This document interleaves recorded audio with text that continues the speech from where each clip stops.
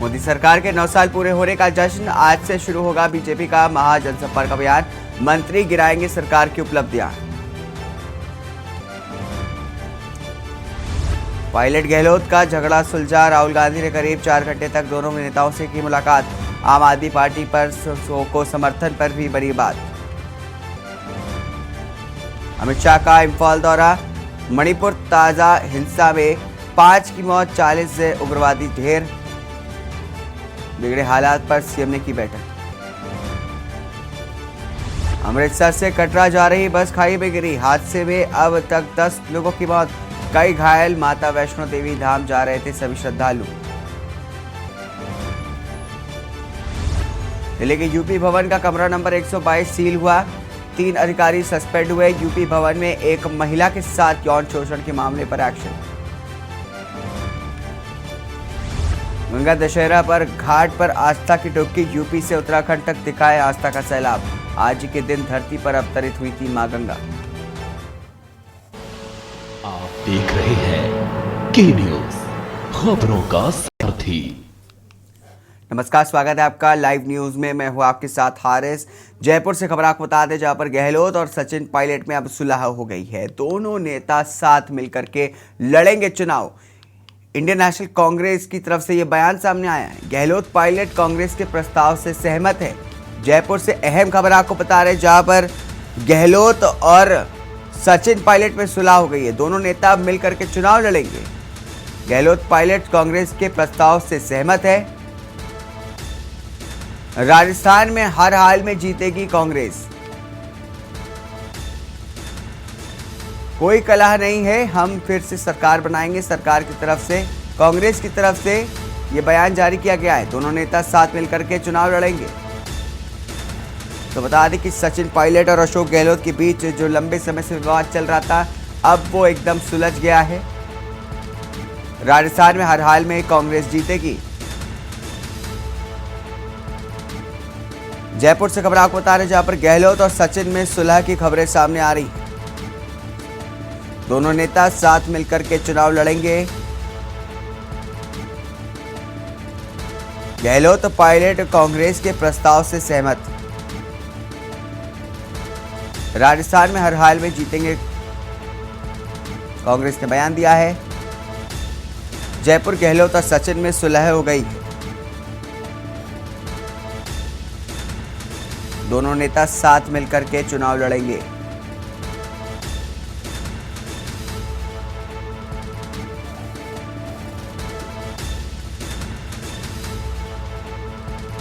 राजस्थान में हर हाल में जीतेंगे, कांग्रेस की तरफ से बयान दिया गया है। दोनों नेता साथ मिलकर के चुनाव लड़ेंगे। अशोक गहलोत और सचिन में पायलट में सुलह हो गई है। दोनों नेता साथ मिलकर के अब चुनाव लड़ेंगे। आपको बता दें कि काफ़ी समय से, जब से सरकार बनी है कह सकते, तब से ही जो है राजस्थान में ये खबरें आती रही हैं कि अशोक गहलोत और सचिन पायलट के बीच सब कुछ ठीक नहीं है। दोनों के अपने अपने खेमे थे, खेमों में भी अक्सर विवाद हो जाता था। दोनों के खेमे चाहते थे कि सचिन पायलट मुख्यमंत्री बने और अशोक गहलोत का खेमा चाहता था कि अशोक गहलोत मुख्यमंत्री बने। हालांकि अशोक गहलोत को ही मुख्यमंत्री बनाया गया था और सचिन पायलट को डिप्टी सीएम के पद से सहमत होना पड़ा था। तब से जो है विवादों की चर्चा आती रही है। लेकिन अब राजस्थान में हर हाल में कांग्रेस चुनाव जीतना चाहती है, जिसको लेकर के अब सुलह कराने की कोशिश की जा रही थी। काफ़ी लंबे समय से दोनों के बीच, नेताओं के बीच सुलह की खबरें आती रहती थी। लेकिन अब कांग्रेस की तरफ से कहा जा रहा है कि सचिन पायलट और अशोक गहलोत के बीच सब कुछ ठीक है। गहलोत और पायलट कांग्रेस के लिए चुनाव भी लड़ेंगे साथ में मिल करके। कांग्रेस राजस्थान में हर हाल में कांग्रेस फिर से सरकार बनाने की जुगत कर रही है।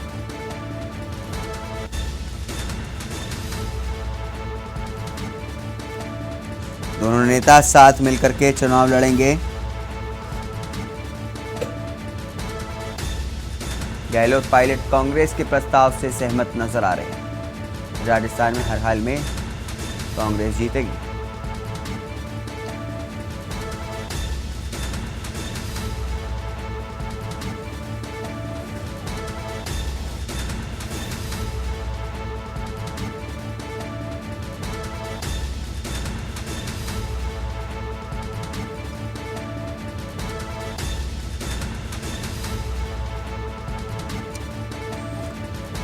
तो जयपुर से बड़ी खबर आपको बता रहे हैं, जहां पर सीएम अशोक गहलोत और डिप्टी सीएम सचिन पायलट के बीच सहमति हो गई है।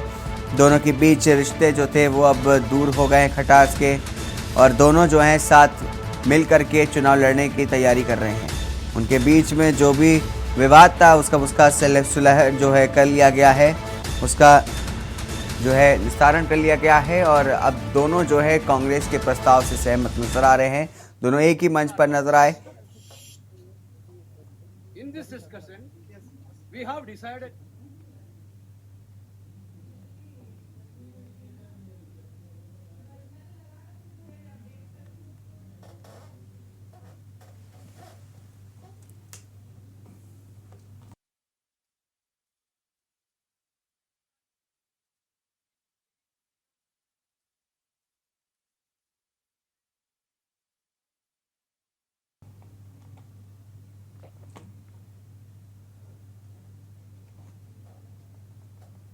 immediately and unanimously. तो आपको बता दें कि दोनों नेता साथ मिलकर के अब चुनाव लड़ने की तैयारी में हैं। अशोक गहलोत और सचिन पायलट के बीच सुलह हो गया है।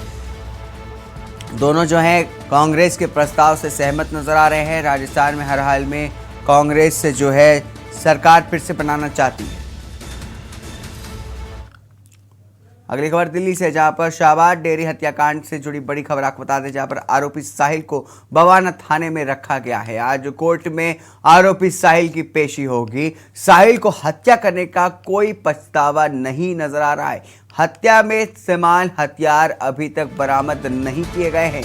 हत्या के बाद साहिल ने रिठाला गांव में हथियार छुपाया था। तो अहम खबर आपको बता रहे हैं साक्षी मर्डर केस से जुड़ी, जहां पर आज कोर्ट में आरोपी साहिल की पेशी होनी है। आरोपी साहिल को हत्या करने के पीछे कोई पछतावा नहीं है। आपको बता दें कि आज कोर्ट में आरोपी साहिल की पेशी होगी। साहिल को हत्या करने का कोई पछतावा नहीं है। उसने कहा है कि उसे कोई पछतावा नहीं है हत्या करने का, जिस निर्मम तरीके से उसने साक्षी की हत्या की थी। आपको बता दें कि हत्या के बाद साहिल ने रिठाला गांव में हथियार छुपाया था। बताया जा रहा है कि 16 बार जो है उसने लड़की पर चाकू से हमला किया था। शाहबाद डेयरी का हत्याकांड से जुड़ा बड़ा मामला आपको बता रहे हैं, जहां पर आरोपी साहिल को बवाना थाने में रखा गया है। आज कोर्ट में पेशी होगी आरोपी साहिल की। साहिल को हत्या करने का कोई पछतावा नहीं है। आज कोर्ट में आरोपी साहिल की पेशी होगी। आपको बता दें कि हाल ही में अभी जो है पोस्टमार्टम रिपोर्ट भी सामने आई है, जिसमें साफ हो गया है कि उसने जो है 16 बार जो है चाकुओं से हमला किया था, और साथ ही साथ किसी भारी चीज़ से उसका सर भी तोड़ा है। प्रवीण गुप्ता इस पर बात करने के लिए हमारे साथ दिल्ली से जुड़े हैं। प्रवीण, जिस तरीके से खबर सामने आ रही है कि अब उसको एक थाने में रखा गया है और आज जो है आरोपी साहिल की कोर्ट में पेशी होगी, क्या कुछ अपडेट है? जी मैं बता दूं आपको, साक्षी का जो मर्डर हुआ है, जो जिस तरीके से निर्मम हत्या की गई है उस लड़की की, तो उसको जो साहिल है उसको बुलंदशहर से गिरफ्तार कर लिया गया था। कल शाम की बात है, और उसके बाद में उसको बवाना थाने में रखा गया था, और उसके बाद में आज दोपहर 2 बजे के बाद में उसकी पेशी कराई जाएगी। और बताया ये भी जा रहा है डीसीपी साहब के द्वारा कि ये दोनों एक दूसरे को पहले से ही जानते थे। दोनों की दोस्ती थी, और एक दिन पहले इनका झगड़ा हुआ था, और उसी झगड़े के चलते अगले ही दिन उस लड़के ने साक्षी के ऊपर ताबड़तोड़ हमले कर चाकुओं से वार कर दिया। और उसके बाद में आप देख सकते हैं तस्वीरों में कि किस तरीके से पत्थर की सिल्ली जो वहां पड़ी हुई थी उससे भी कई बार उसने किए हैं उसके ऊपर। जी प्रवीण, जिस तरीके से बताया जा रहा है कि साहिल को इस हत्या करने के पीछे कोई उसे पछतावा नजर नहीं आ रहा है, कोई पछतावा नहीं है, क्या कुछ कहना चाहेंगे इस पर?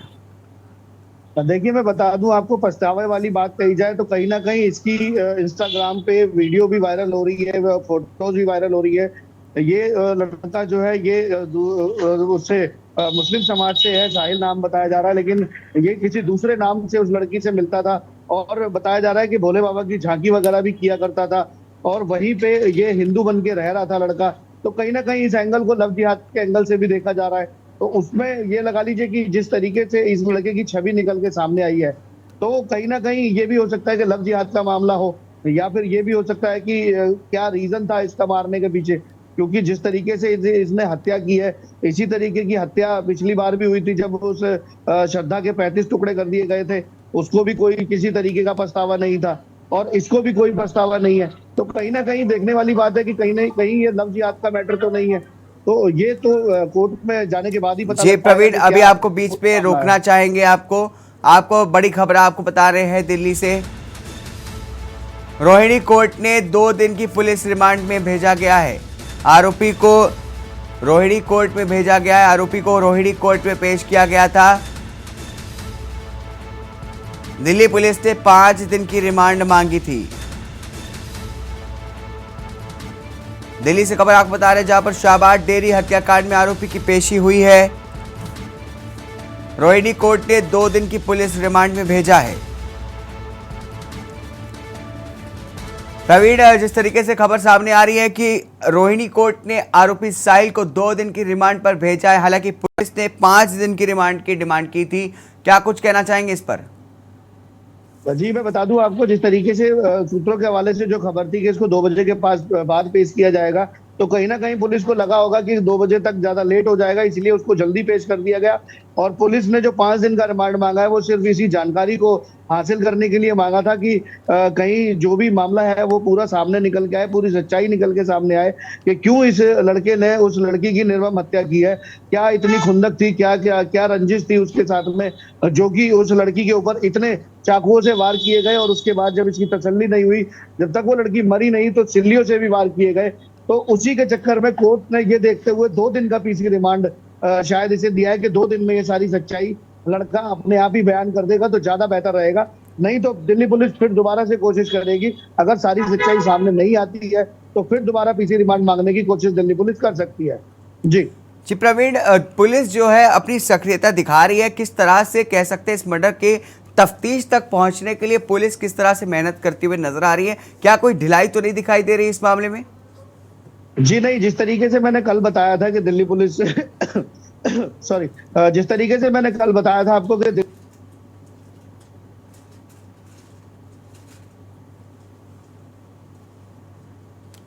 प्रवीण, आपकी आवाज हम तक नहीं पहुंच पा रही है। जो भी मामला जी। दिल्ली पुलिस के सामने आता है वो बड़े तरह से और जल्द से जल्द चंद घंटों के अंदर ही उसको सुलटा दिया जाता है। अब बात करें अगर इसी की, तो ये घटना परसों रात की है और उसके बाद में कल पूरा दिन बीता भी नहीं था। उससे पहले ही 24 घंटे से पहले ही डीसीपी साहब की टीम ने, जो एसआईटी की टीम बनाई गई थी, उन्होंने साहिल को बुलंदशहर से गिरफ्तार कर लिया। तो कहीं ना कहीं दिल्ली पुलिस बहुत अच्छा काम कर रही है। और जिस तरीके से 24 घंटे के अंदर अंदर उस साहिल नाम के व्यक्ति को पकड़ लिया गया, तो कहीं ना कहीं काबिले तारीफ है। जी प्रवीण, जिस तरीके से एक लव ट्रायंगल का एंगल भी सामने आ रहा है, कुछ लोग कोई खुलासे में कहा जा रहा है कि लव ट्रायंगल भी हो सकता है और लव जिहाद का मामला भी जोड़ा जा रहा है। तो लव जिहाद का मामला जो सिर्फ राजनीतिकरण के लिए जोड़ा जा रहा है, या फिर सच में कोई इसका कोई एंगल दिखाई देता है? देखिए, एंगल तो दिखाई देता है। जिस तरीके से इसका नाम साहिल है, लेकिन उस लड़की से जब ये मिलता था तो नाम बदल के मिलता था। और तस्वीरों में अगर आप देखेंगे तो इस लड़के ने रुद्राक्ष की माला वगैरह डाली हुई है, हाथ में कलावा बांधा हुआ है। और सबसे बड़ी बात, ये लड़का शंकर भगवान की झांकियां जो कि जागरण में या उसमें कहते हैं कि उसमें करता है, तो जागरण में जो झांकियां होती हैं वो बम लड़के कर रहे हैं। और कहीं ना कहीं इस बात को लेकर इस चीज से जोड़ा जा रहा है कि कहीं ना कहीं लव जिहाद का मामला हो सकता है। जी प्रवीण, बहुत बहुत शुक्रिया तमाम जानकारी विस्तार से हमारे साथ साझा करने के लिए। तो आरोपी साहिल को रोहिणी कोर्ट में पेश किया गया है। बता दें कि दिल्ली पुलिस ने 5 दिन की रिमांड मांगी थी। दिल्ली से खबर है, शाहबाद डेयरी हत्याकांड में आरोपी की पेशी हुई है।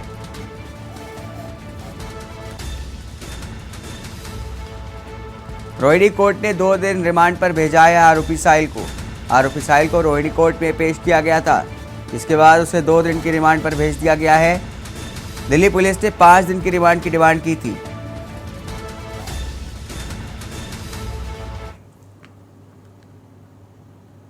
दिल्ली से खबर आपको बता रहे हैं, जहां पर शाहबाद डेयरी हत्याकांड पर सियासत शुरू हो चुकी है। वीरेंद्र सचदेवा का आम आदमी पार्टी पर हमला बोला गया। दिल्ली बीजेपी प्रदेश अध्यक्ष ने किया है जुबानी तंज। केजरीवाल लव जिहाद कहेंगे तो मुस्लिम वोटर दूर हो जाएंगे। तो बड़ा सियासत जो है वो इस पर अब शुरू हो चुकी है। शाहबाद का जो ये हत्याकांड मामला है, अब इस पर दोनों तरफ से जो है सियासत शुरू हो गई है। दिल्ली की शाहबाद डेयरी हत्याकांड पर अब सियासत जो है वो चरम पर पहुंचती दिख रही है, क्योंकि लव जिहाद का एंगल इसमें जुड़ गया है और वीरेंद्र सचदेवा का आम आदमी पार्टी पर हमला बोला गया है। आपको बता दें कि दिल्ली बीजेपी प्रदेश अध्यक्ष ने जुबानी तंज कसा है। उन्होंने कहा कि अरविंद केजरीवाल अगर लव जिहाद कह देंगे तो मुस्लिम वोटर उनसे दूर हो जाएंगे। तो अहम खबर आपको बता रहे हैं कि शाहबाद डेयरी हत्याकांड पर जब सियासत शुरू हो गई है, राजनीतिकरण किया जा रहा है इस पूरे मामले का। वीरेंद्र सचदेवा का आम आदमी पार्टी पर हमला है। उन्होंने तंज कसते हुए कहा कि अगर वो अरविंद केजरीवाल इसे लव जिहाद का नाम कहेंगे तो मुस्लिम वोटर उनसे दूर हो जाएंगे। केजरीवाल लव जिहाद कहेंगे तो मुस्लिम वोटर उनसे दूर हो जाएंगे। उन पर तंज कसा जा रहा है वीरेंद्र सचदेवा के द्वारा। शाहबाद डेयरी हत्याकांड पर अब सियासत चरम पर दिखाई दे रही है। आपको बता रहे कि तमाम जब से ये हत्याकांड हुआ है तब से सोशल मीडिया पर भी अगर आप देखें तो तमाम तरह के जो है एंगल देखे जा रहे हैं। लव जिहाद के लेकर के बात की जा रही है और अरविंद केजरीवाल हो या दोनों तरफ से अगर देखा जाए तो सियासत अब शुरू हो चुकी है। वहीं देहरादून से खबर आपको बता दें, जहां पर बाबा केदारनाथ धाम से जुड़ी बड़ी खबर आ रही है, जहां पर दर्शन के लिए 3 जून तक पंजीकरण तक रोक लगी है। तीर्थ यात्रियों की बढ़ती भीड़ को देखते हुए फैसला लिया गया है। ऑफलाइन और ऑनलाइन रजिस्ट्रेशन पर रोक लगी है। दोनों ही तरह से पंजीकरण की सुविधा की गई है बंद। सरकार ने लिया है रजिस्ट्रेशन पर रोक का फैसला। दर्शन के लिए 3 जून तक पंजीकरण पर रोक लगा दी गई है। आपको बता दें कि तीर्थयात्रियों की बढ़ती भीड़ को देखते हुए फैसला लिया गया है। ऑफलाइन और ऑनलाइन रजिस्ट्रेशन पर रोक लगा दी गई है। तीर्थ यात्रियों की बढ़ती भीड़ को देखते हुए फैसला लिया गया है। अंकित काला इस खबर पर बात करने के लिए हमारे साथ जुड़े हैं। अंकित, जिस तरह से खबर आ रही है कि फिर से जो है अब रजिस्ट्रेशन पर रोक लगा दी गई है, इसको लेकर के क्या कुछ जानकारी है? बिल्कुल, देखिए जिस तरीके से लगातार केदारनाथ धाम में श्रद्धालुओं की भीड़ लगातार बढ़ रही है, उसको नियंत्रित करने के लिए संभवतः सरकार की तरफ से ये निर्णय लिया गया है कि 3 जून तक नए पंजीकरण पर रोक लगा दी गई है। इसके अलावा भी सरकार ने एक और निर्णय लिया है, जिसके तहत जो पुराने पंजीकरण वाले जो श्रद्धालु हैं उनको भी रोक करके केदारनाथ धाम की तरफ भेजा जाएगा। दरअसल केदारनाथ धाम में लगातार जो श्रद्धालुओं की संख्या बढ़ रही है, उसकी वजह से जो व्यवस्था है वो पूरी तरीके से चौपट हो चुकी है और सबसे ज्यादा जो दिक्कतें हैं वो यातायात में काफी दिक्कतें सामने आ रही है। लगातार जो जाम की समस्या है वो केदारनाथ धाम में देखने को मिल रही है, उसके क्षेत्र में देखने को मिल रही है। तो सरकार ने इन सब चीजों को देखते हुए 3 जून तक नए पंजीकरण पर रोक लगा दी है और सरकार के इस फैसले के बाद से श्रद्धालुओं को एक तरफ जहां दिक्कतें हो रही है तो दूसरी तरफ व्यापारियों में भी काफी मायूसी देखने को मिल रही है, क्योंकि व्यापारियों का कहना है कि सरकार के इस फैसले से उनका जो व्यापार है वो काफी प्रभावित होगा। अंकित काला, जिस तरीके से लगातार जो है वो हर कुछ दिनों में ये रोक लगा दी जा रही है, इससे जो है श्रद्धालुओं को कितनी दिक्कत हो रही है, क्योंकि बार बार रजिस्ट्रेशन करना पड़ता है और साथ ही साथ जो है इससे क्या फायदा कुछ हो रहा है? क्या भीड़ वाकई इससे नियंत्रण में आ रही है? देखिए, अभी भी अगर हम केदारनाथ धाम की बात करें तो वहां पर अभी भी जो ट्रैफिक व्यवस्था है या जो अन्य व्यवस्थाएं हैं वो पूरी तरीके से चरमराई हुई है। हालांकि इस बात में भी कोई दोहराई नहीं है, क्योंकि जब आप इतने ऐसे विपरीत परिस्थितियों में यात्रा को संचालित करते हैं और लगातार बर्फबारी होती है तो निश्चित ही शासन प्रशासन को भी काफी दिक्कतों का सामना करना पड़ता है। लेकिन उसके बावजूद भी जिस तरीके से यातायात ट्रैफिक मैनेजमेंट हो, पार्किंग की व्यवस्था हो, तो यहाँ पर जो है काफी दिक्कतें लोगों को देखने को मिल रही है और आवागमन में लोगों को घंटों का जाम जो है वो देखने को मिल रहा है। तो कहीं ना कहीं जो व्यवस्थाएं हैं वो पूरी तरीके से पटरी से उतरी हुई दिख रही है और सरकार कहीं ना कहीं अब आने वाले समय में इन सब चीजों को देखते हुए अभी नहीं चाहती है कि श्रद्धालुओं की और भी ज्यादा संख्या जो है वो केदारनाथ धाम में देखने को मिले। तो बाकी जो 3 धाम है, बद्रीनाथ, गंगोत्री, यमुनोत्री, वहां पर श्रद्धालुओं के पंजीकरण जो है वो किए जा रहे हैं, क्योंकि केदारनाथ धाम में सबसे ज्यादा श्रद्धालु आ रहे हैं और एकाएक जो श्रद्धालुओं की संख्या है वो लगातार बढ़ती हुई दिख रही है। तो इन सब चीजों को देखते हुए सरकार ने ये फैसला लिया है। लेकिन अभी भी हम बात करते हैं तो अभी भी काफी दिक्कतें जो है वो विशेषकर जो केदारनाथ धाम का जो क्षेत्र है वहां पर लोगों को देखने को मिल रही है। अंकित, जिस तरीके से बताया जा रहा है कि केदारनाथ में मौसम खराब चल रहा है, तो उसको देखते हुए श्रद्धालुओं के लिए जो हवाई सेवा होती है उस पर भी रोक लगा दी गई है। देखिए, अभी तो सरकार ने नए पंजीकरण पर रोक लगाई है, लेकिन स्थिति चूंकि खराब मौसम में हवाई सेवा का संचालन कर पाना काफी खतरे से कम नहीं है, तो उस पर भी संभवतः सरकार उसमें भी रोक लगा देगी। लेकिन फिलहाल सरकार ने एक निर्णय लिया है जिसके तहत 3 जून तक नए पंजीकरण पर रोक लगा दी गई है। और जिस तरीके से लगातार मौसम खराब हो रहा है तो उसके वजह से जो लगातार हवाई सेवा है उस पर भी इसका प्रभाव पड़ रहा है।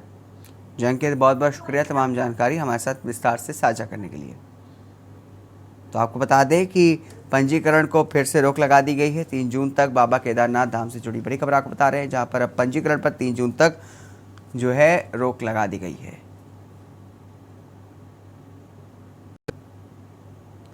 तो आपको बता दें कि जो है अब रोक लगा दी गई है पंजीकरण पर। इसी बीच रुकेंगे छोटे से ब्रेक के लिए। ब्रेक के बाद जल्द हाजिर होंगे। आप देख रहे हैं के न्यूज, खबरों का सारथी। ब्रेक के बाद स्वागत है आपका। दुमका से खबर आपको बता दें, जहां पर निवर्तमान नगर परिषद उपाध्यक्ष पर शिकंजा कसा गया है। अजय कुमार झा उर्फ मिक्की झा के घर पर छापा पड़ा है। ईडी टीम छापेमारी से पूरे जिले में हड़कंप मच गया है। झारखंड में एमएलए प्रदीप यादव पर शिकंजा कसा गया है। अजय कुमार झा उर्फ मिक्की झा के घर पर छापा पड़ा है। ईडी टीम छापेमारी से पूरे जिले में हड़कंप मच गया है। झारखंड में एमएलए प्रदीप यादव पर शिकंजा कसा गया है। अजय कुमार झा उर्फ मिक्की झा के घर पर छापा पड़ा है। ईडी टीम छापेमारी से पूरे जिले में हड़कंप मच गया है। झारखंड में एमएलए प्रदीप यादव पर शिकंजा कसा गया है। प्रदीप सहयोगियों के 12 ठिकानों पर ईडी की रेड पड़ी है। दुमका से खबर आपको बता रहे, जहां पर निवर्तमान नगर परिषद उपाध्यक्ष पर शिकंजा कसा गया है। अजय कुमार झा उर्फ मिक्की झा के घर पर छापा पड़ा है। बता दें कि ईडी टीम छापेमारी से पूरे जिले में हड़कंप मच गया है। झारखंड में एमएलए प्रदीप यादव पर शिकंजा कसा गया है। अजय कुमार झा उर्फ मिक्की झा के घर पर छापा पड़ा है। ईडी टीम छापेमारी से पूरे जिले में हड़कंप मच गया है। झारखंड में एमएलए प्रदीप यादव पर शिकंजा कसा गया है।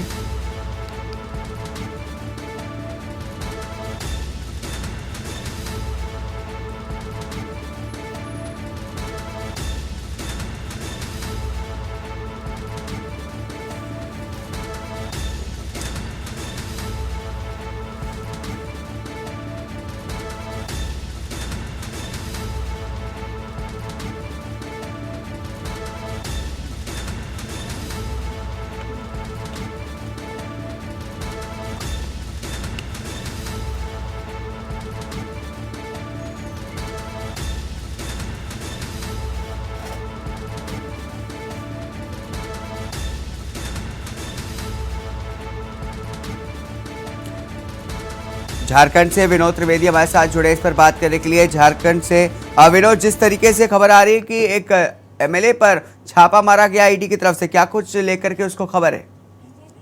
गोड्डा विधायक, गोड्डा संसदीय क्षेत्र के कोरियाड़ विधायक प्रदीप यादव के अलावा 12 और अन्य जगहों पर छापामारी ईडी द्वारा की जा रही है, जिसमें दुमका के 2 संवेदक के घर पर छापामारी कर रही है, जिसमें पीआईडी विभाग के संवेदक विनोद और नगर परिषद के उपाध्यक्ष भी है।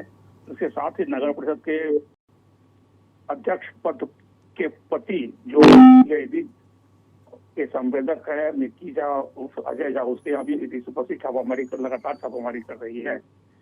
इसके पूर्व भी आयकर विभाग द्वारा संवेदक विनोद लाल के घर पे 2022 में छापामारी की गई थी, उसी के सूचना के आधार पर ईडी ने संवेदक विनोद कुमार लाल के घर पे छापामारी कर रही है। ये विनोद, जिस तरीके से खबर आ रही है कि आपने बताया कि छापामारी की गई है, अभी तक क्या कुछ बरामद हुआ है, क्या कुछ खबर है इसको लेकर के? अभी तक ऐसी कोई बात नहीं आई है, क्योंकि बताने से इनकार कर रहे हैं, चल रहा है छापामारी, इसलिए अभी तक ये कहना मुश्किल है कि क्या क्या बरामद, क्या क्या फाइल ऐसे क्या सब पाया गया है, यह भी कहना मुश्किल है। विनोद जी, क्या है, क्या कुछ और लोगों के घर पर छापामारी की जा सकती है उनसे जुड़े हुए? ऐसा तो अभी कुछ नहीं लग रहा है, लेकिन हो सकता है कि छापामारी की सिलसिला और आगे भी जारी रहेगी। शुक्रिया तमाम जानकारी हमारे साथ साझा करने के लिए। तो बता दें कि ईडी टीम ने छापेमारी में से पूरे हड़कंप मच गया इलाके में। झारखंड में एमएलए प्रदीप यादव पर शिकंजा कसा गया है।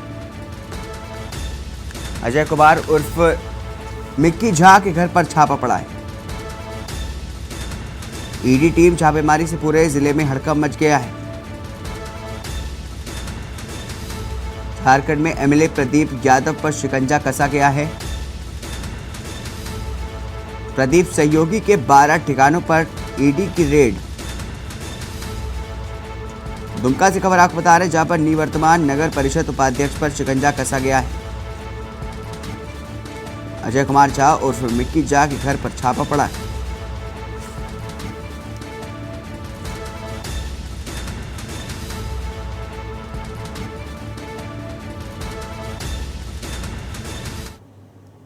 रुकेंगे छोटे से ब्रेक के लिए। ब्रेक के बाद हमारे सहयोगी यशीश हमारे साथ इस खबर को आगे बढ़ाएंगी। रुकेंगे। ब्रेक के बाद एक बार फिर से आप सभी का स्वागत है। मैं हूं आपके साथ यशी शुक्ला। और भिंड में नगर परिषद अंकोड़ा के सीएमओ के साथ मारपीट का मामला सामने आया, जहां पर सीएमओ को नकाबपोश दर्जन बदमाशों ने घेर कर लाठी डंडों से पीटा है। सीएमओ की शिकायत पर उमली थाना पुलिस ने एफआईआर दर्ज कर ली है। दरअसल नगर परिषद अंकोड़ा के सीएमओ प्रदीप ताम्रकार कल सोमवार की देर शाम को ड्यूटी से अपने घर के लिए निकले थे। सीएमओ अपनी कार पर सवार थे और गाड़ी खुद ड्राइव कर रहे थे। कुछ बदमाशों ने अकोड़ा तिराहे पर उसे घेर लिया और लाठी डंडों से उनकी मारपीट की। सीएमओ ने जैसे तैसे अपनी जान बचाई। इसके बाद सीएमओ सीधा उमरी थाने पहुंचे और अपनी शिकायत दर्ज कराई है। सीएमओ को देर रात के वक्त जिला अस्पताल लाया गया, उनका मेडिकल करवाया गया है।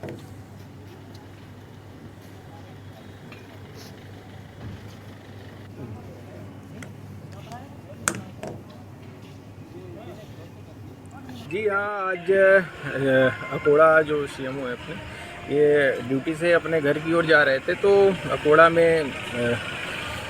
अकोड़ा में ही कुछ लोगों ने इनकी गाड़ी को घेर करके इनके साथ मारपीट की है, और जिसकी रिपोर्ट अभी लिखी जा रही है, बाद में तस्दीकी कार्रवाई की। सर, कौन लोग थे, क्या किस तरह की घटना को अंजाम दिया गया, क्या बता रहे हैं? अभी ये एक की पहचान कर पा रहे हैं और बाकी की पहचान नहीं कर पाए। किसी पे संदेह जरूर जता रहे हैं, बट उसकी तस्दीक करनी होगी। सर, घटना सुनने में आ रहा है सीसीटीवी में कैद हुई है ऐसा कुछ?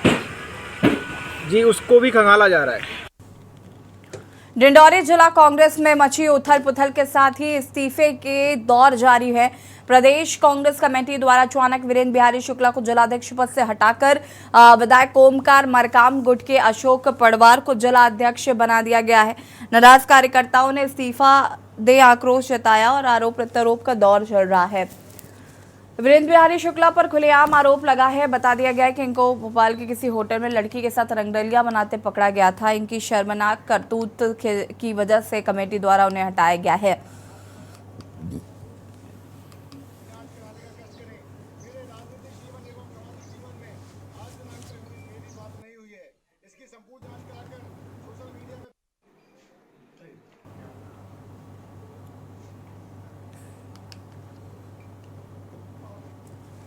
छब्बीस मई को मध्य प्रदेश कांग्रेस कमेटी के द्वारा मुझे जिला कांग्रेस कमेटी अध्यक्ष पद से हटा दिया गया था।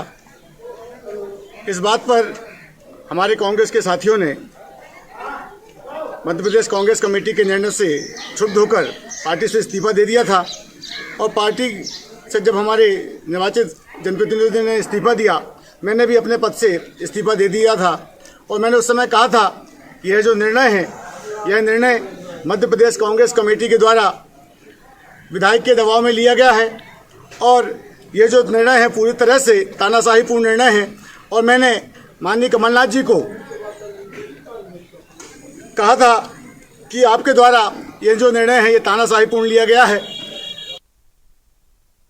खबर कोरबा से है, जहां पर सोमवार के सुबह राताखार सर्वेश्वर एनिकेट में एक युवती की लाश मिलने से इलाके में सनसनी फैल गई। मृतका की पहचान खपरा भट्टा निवासी चांदनी चौरसिया के रूप में की गई है।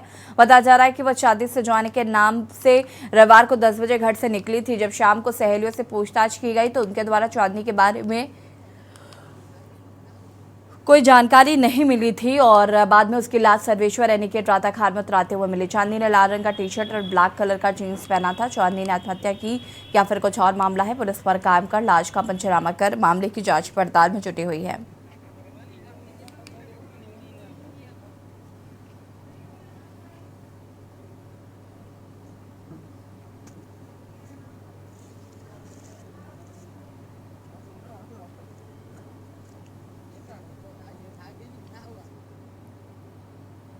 वासी चांदनी चौरसिया नाबालिग बच्ची की शव एनिकट पे मिला है। पुलिस द्वारा मर कायम कर जांच किया जा रहा है। सर क्या पता चला कहाँ निकली थी और क्या बोल के निकली थी घर से? कल रात से वो घर से निकली हुई थी, जो नहीं आने पर परिजनों द्वारा पता तलाश किया गया है। आज सुबह इसका शव बरामद हुआ है। मर कायम कर जाँच की जा रही है। जैसे जैसे शहर विकास की ओर जा रहा है वैसे वैसे अधिकारी व ठेकेदारों की मिलीभगत से गुणवत्ताहीन कार्यों को अंजाम दिया जा रहा है। और ऐसा एक मामला कोंडागांव जिला मुख्यालय के फॉरेस्ट डिपो में देखने को मिला, जहां पर करोड़ों की लागत से हो रहे कार्यों पर अंकुश नहीं लग रहा है। आपको बता दें कि निर्माण में निम्न स्तर के सीमेंट व गुणवत्ताहीन ईंटों का इस्तेमाल कर भ्रष्टाचार को अंजाम दिया जा रहा है। छत्तीसगढ़ कांग्रेस प्रदेश अध्यक्ष मोहन मरकाम का गढ़ है। ऐसे में इस प्रकार के कार्यों पर अंकुश नहीं लगना सवाल खड़े हो रहे हैं। कोंडागांव में करोड़ों की लागत से बन रहे तेंदुपत्ता संग्रहण केंद्र भ्रष्टाचार की भेंट चढ़ गया है, जिसे अनदेखा किया जा रहा है। दस ग्रामीणों की सुविधा को देखते हुए कोंडागांव दक्षिण वन मंडल तेंदुपत्ता रखरखाव हेतु करोड़ों रुपए के तेंदुपत्ता संग्रहण केंद्र का निर्माण किया जा रहा है, मगर वहीं विभाग की अनदेखी के चलते ठेकेदार द्वारा निम्न स्तर की सामग्री से निर्माण कार्य कराया जा रहा है।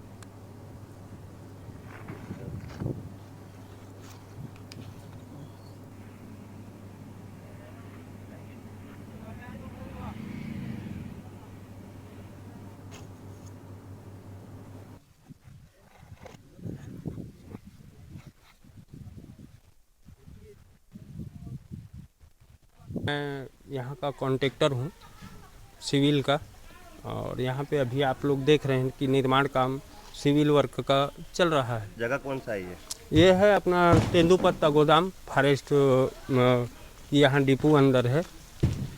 ये यहाँ पे जो टेंडर बेस पे जो दिया जा रहा है, जिन्होंने टेंडर लिया है ईटा का सीमेंट का, भाई मैं चूँकि सिविल का ठेकेदार हूँ, मेरा काम है सिविल वर्क का। जो टेंडर बेस पे जो ईटा दिया जा रहा है तो उसमें कुछ ईटा टूटे हैं, आप लोग अभी देखे भी होंगे। कुछ नहीं, पूरे टूटे हुए, पूरी गुणवत्ता नहीं, पूरे टूट रहे, हाथ लगाए थे। तो वो ईटा यहाँ से मिल रहा है, वही उसी ईटा को अपन उपयोग कर रहे हैं। झुंझुनू जिले के उदयपुर वाटी कस्बे में 2 श्रद्धालुओं से भरी एक ट्रैक्टर ट्रॉली के अनियंत्रित होकर पलटने से 8 लोगों की मौत हो गई। मामले में जिला प्रशासन और स्वास्थ्य मुख्य चिकित्सा विभाग ने मुस्तैदी से कार्य किया है। जानकारी के अनुसार उदयपुर वाटी के मनसा माता मंदिर से लौटते समय श्रद्धालुओं से भरी ट्रैक्टर ट्रॉली अनियंत्रित होकर खाई में गिर गई थी, जिससे 8 लोगों की मौत हो गई। वहीं तकरीबन 2 दर्जन लोग घायल हो गए। घटना के बाद उन्हें रेस्क्यू कर अस्पताल पहुंचाया गया। घटना की जानकारी मिलते ही उदयपुर वाटी एसडीएम राम सिंह रजावत ने प्रशासनिक अमले तथा मेडिकल डिपार्टमेंट को एक्टिव करते हुए घायलों को एम्बुलेंस के द्वारा उदयपुर वाटी तथा पोक्सो चेसी में भर्ती कराया है। उदयपुर वाटी लाया गया और कुछ को सीएचसी पोंक लेके जाया गया। तो जो पोंक थे उनको फर्दर रेफरल उनको किया गया बीडी के झुंझुनू में, और जो सीएचसी उदयपुर वाटी थे हमने सीकर प्रशासन से वार्ता करके उनको सीकर हॉस्पिटल के अंदर रेफरल अरेंज कराया। हमारे प्रशासनिक अधिकारी सीकर में भी पहुँच गए हैं, वीडियो हैं, तहसीलदार जी हैं, नायब तहसीलदार जी हैं। सिमिलरली झुंझुनू में भी हमारे प्रशासनिक अधिकारी पहुँच गए। मेडिकल टीम एक्स्ट्रा लगा दी गई हैं। हमें शाम 6:30 बजे एक बहुत ही सूचना मिली, दुखद सूचना मिली कि मनसा माता की तरफ एक ट्रैक्टर ट्रॉली है जो कुछ लोगों को लेके जा रही है, वो अनियंत्रित होकर पलट गई है और उसमें कुछ लोगों को काफ़ी गंभीर चोटें आई हैं। तो हमने इमीडिएटली अपने एसडीएम साहब ने सूचना दी थी, तो उनको डायरेक्ट किया कि प्रशासनिक और मेडिकल डिपार्टमेंट को एक्टिवेट करके एम्बुलेंसेज का अधिक से अधिक डिप्लॉयमेंट करके जो घायल हैं उनको रिलीफ दिया जाए। और कुछ लोगों को CHC उदयपुर वाटी लाया गया और कुछ को CHC पोंख लेके जाया गया। तो जो पोंख थे उनको फर्दर रेफरल उनको किया गया BD के झुंझुनू में, और जो CHC उदयपुर वाटी थे हमने। और इसी बीच आपको लखनऊ से बड़ी खबर बता देते हैं। लखनऊ से खबर, बड़ी संख्या में फार्मासिस्ट आवास के अंदर ही धरने पर बैठे। लखनऊ से खबर आपको बता रहे हैं। ब्रजेश पाठक के आवास पर फार्मासिस्टों ने किया प्रदर्शन। बड़ी संख्या में उनके आवास पर धरने पर बैठे फार्मासिस्ट। ब्रजेश पाठक को फार्मासिस्ट ने मिलकर सौंपा ज्ञापन।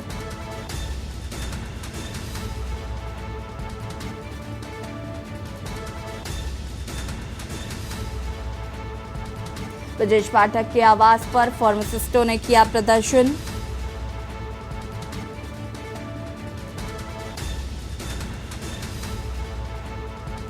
ब्रजेश पाठक को फार्मासिस्ट ने मिलकर सौंपा ज्ञापन।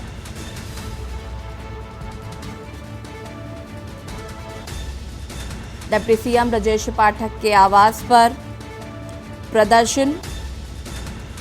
फार्मासिस्टों द्वारा किया जा रहा है प्रदर्शन।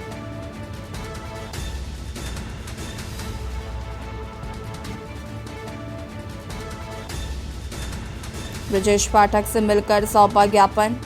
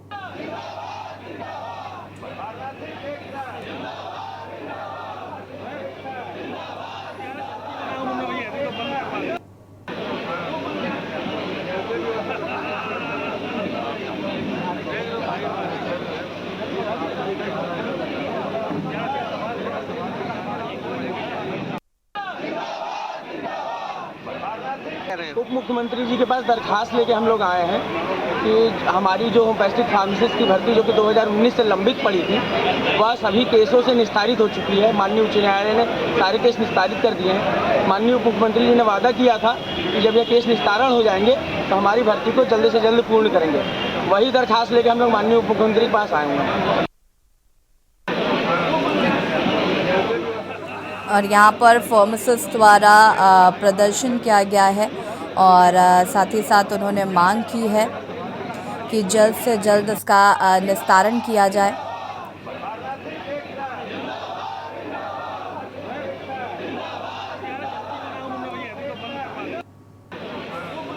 डिप्टी सीएम ब्रजेश पाठक के आवास पर फार्मासिस्ट ने यहाँ पर धरना प्रदर्शन किया और इसी खबर पर ज़्यादा जानकारी के लिए संवाददाता सतीश संगम हमारे साथ जुड़ चुके हैं। सतीश जी, क्या कुछ जानकारी है? बड़ी संख्या में फार्मासिस्ट ने ब्रजेश पाठक के आवास के बाहर प्रदर्शन किया है, फिलहाल क्या कुछ जानकारी है उसको लेकर?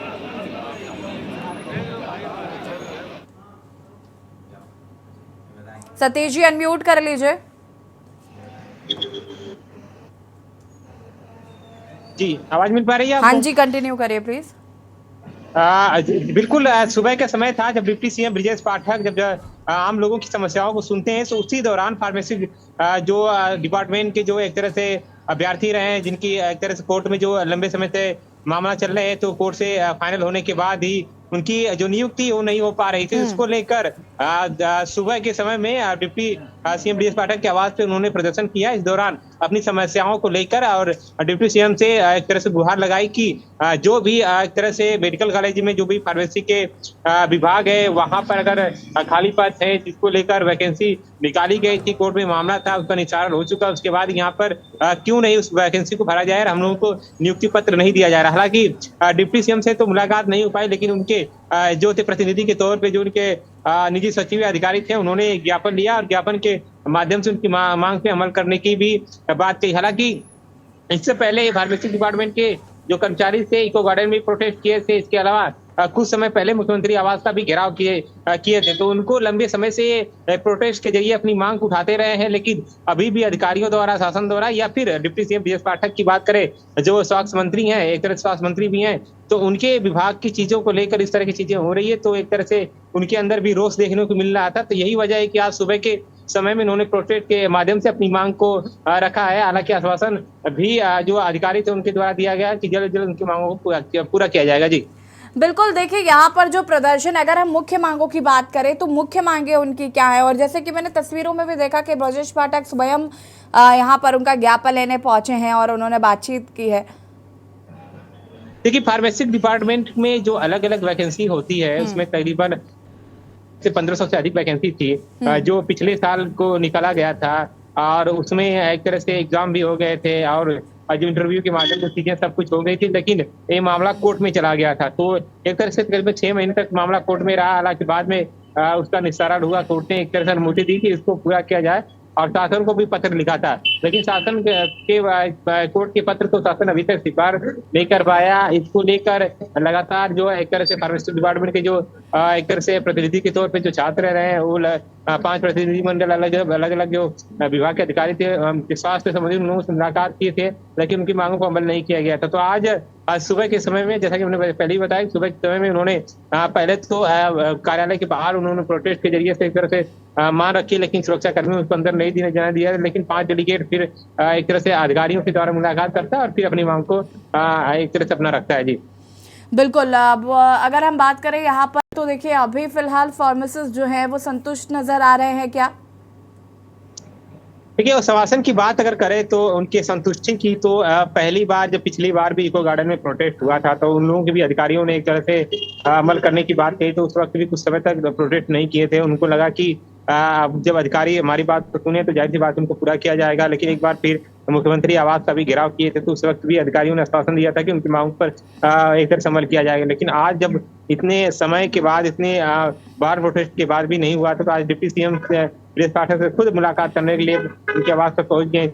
हालांकि अभी तो संतुष्टि उनके अंदर देखी जा रही है, लेकिन निश्चित तौर पे अगर मांगों को अगर अमल नहीं किया गया, अगर उनके फार्मेसी जो विभाग है उनकी नियुक्ति नहीं की गई तो आने वाले समय में भी प्रोटेस्ट कर सकते हैं। जी बिल्कुल, इसको लेकर क्या किसी तरीके की कोई बात कही गई है फार्मासिस्ट द्वारा? क्योंकि जिस तरीके से आश्वासन आपने बताया कि पहले भी दिया गया है लेकिन कोई सुनवाई नहीं हुई, तो ऐसे में आगे उनकी क्या रणनीति हो सकती है?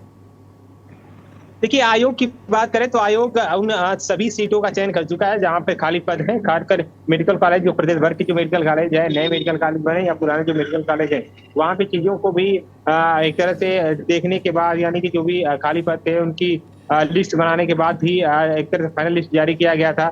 उसमें भी आश्वासन यही था कि इसके विभाग में जल्द से जल्द नियुक्तियों को लेकर आवेदन किया जाए। वो सारी चीजें प्रक्रिया हुई थी और उसके बाद एक तरह से जो एग्जाम भी हुए थे, इंटरव्यू भी हुए थे, उसके बाद सारी रिजल्ट को फाइनल कर लिया गया था। लेकिन किसी कारणवश उसको फिर कोर्ट में मामला चला गया था, तो उस वहां से कोर्ट का भी निस्तारा उनको मिल गया, यानी कि भर्ती को हरी झंडी मिल गई थी। लेकिन जब विभाग की तरफ से आया या फिर डिप्टी सीएम की बात करें जिस विभाग का वो कार्यभार देख रहे हैं, खासकर स्वास्थ्य विभाग की संबंधित चीजों के, मेडिकल से जुड़ी हुई चीजों को, तो वहां पर अभी ने कहीं न कहीं इस चीज को लेकर भी असमंजस बना हुआ है कि जो पत्र है वो कब जारी किया जाएगा। हालांकि इस पर जब अधिकारियों से बात की गई तो उन्होंने अधिकारियों को साफ तौर से कहना है कि इस पर काम किया जा रहा है और जल्द से जल्द इनकी जो मांगे हैं या जो भी वो जल्द से जल्द दे दी जाएगी। जी ठीक है, बहुत बहुत शुक्रिया आपका तमाम जानकारी देने के लिए।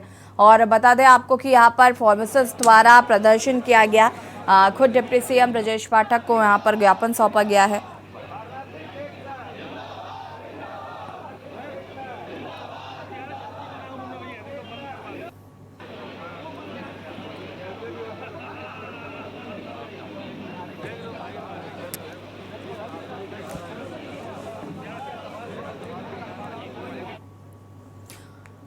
और इसी बीच आपको औरैया से खबर बता देते हैं। औरैया से बड़ी खबर, सड़क दुर्घटना में खत्म हुआ पूरा परिवार। औरैया से खबर आपको बता रहे हैं, जहां पर सड़क दुर्घटना में खत्म हुआ पूरा परिवार। एक ही परिवार के 5 लोगों की हुई मौत।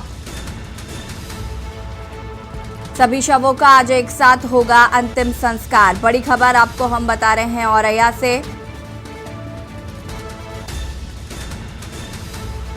जहां पर एक ही परिवार के 5 लोगों की सड़क हादसे में हुई मौत। सड़क दुर्घटना में एक साथ पूरा परिवार हुआ खत्म। एक ही परिवार के 5 लोगों की हुई मौत।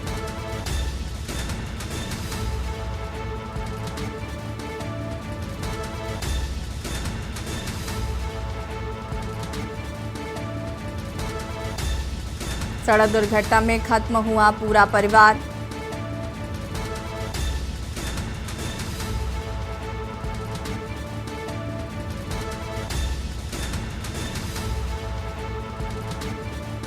सभी शवों का आज होगा एक साथ अंतिम संस्कार। पूरे शेखोपुर गांव में मातम का माहौल।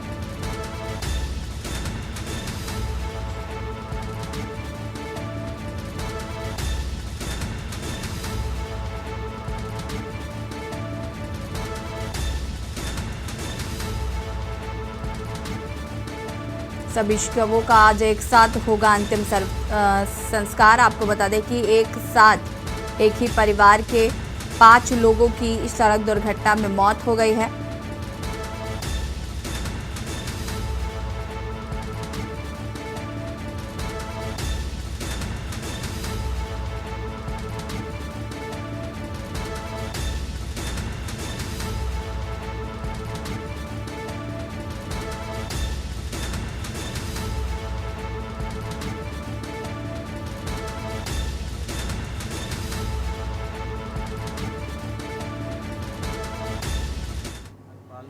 कहाँ के रहने वाले? आप राहुल, आपका कौन था? भांजे हैं। क्या हुआ, किस तरीके से?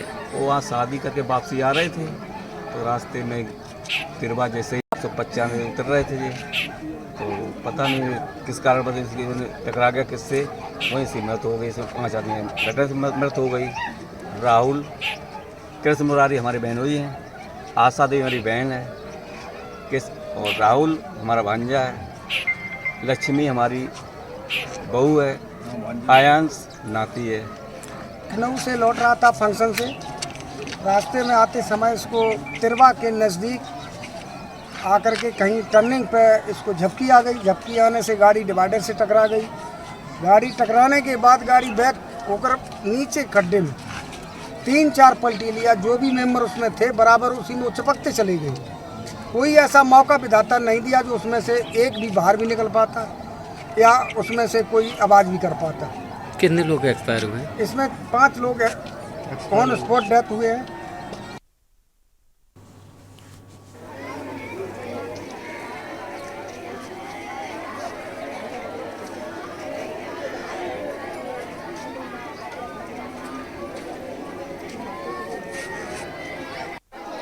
किया जाएगा।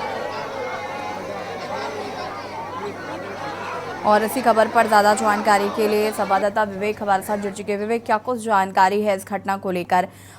अगर हम बात करें तो एक ही परिवार के 5 लोगों की मौत हो गई सड़क हादसे में। सबसे पहले तो ये परिवार कहाँ से आ रहा था? उमेश जी, माफ कीजिएगा, उमेश जी, क्या कुछ जानकारी है? आपको बता दें कि पूरा मामला औरैया के दुधना तहसील के शेखोपुर का है, जहां पर समाजवादी पार्टी के सक्रिय कार्यकर्ता राहुल सविता अपने परिवार के साथ लखनऊ से शादी समारोह में शामिल होने गए थे। शादी के बाद परिवार के सभी सदस्य लखनऊ से वापस शेखोपुर लौट रहे थे, तभी आगरा लखनऊ एक्सप्रेस वे पर कन्नौज थाना क्षेत्र में अचानक गाड़ी असंतुलित हो गई, टकराकर नीचे जा गिरी, जिसमें 5 लोगों की मौत हो गई। वहीं आपको बता दें कि इसमें बहन संगम एवं भाई राम जीवन की हालत गंभीर बनी हुई है, जो जिंदगी और मौत से जूझ रहे हैं, जिनका इलाज कानपुर में चल रहा है। तो वहीं सभी मृतकों के शव जैसे पोस्टमार्टम के बाद गांव में पहुंचे तो चारों तरफ मातम छा गया। वहीं पड़ोसी और रिश्तेदार एक दूसरे को ढांढस बंधाते नजर आ रहे हैं। एक ही परिवार के 5 लोगों के शव एक साथ गांव में पहुंचने से कोहराम मच गया। माता पिता बेटा पुत्र वधू एवं नाती के एक साथ सड़क दुर्घटना में खत्म। आपका तमाम जानकारी के लिए और बता दें कि एक ही परिवार के 5 लोगों की मौत हो गई है।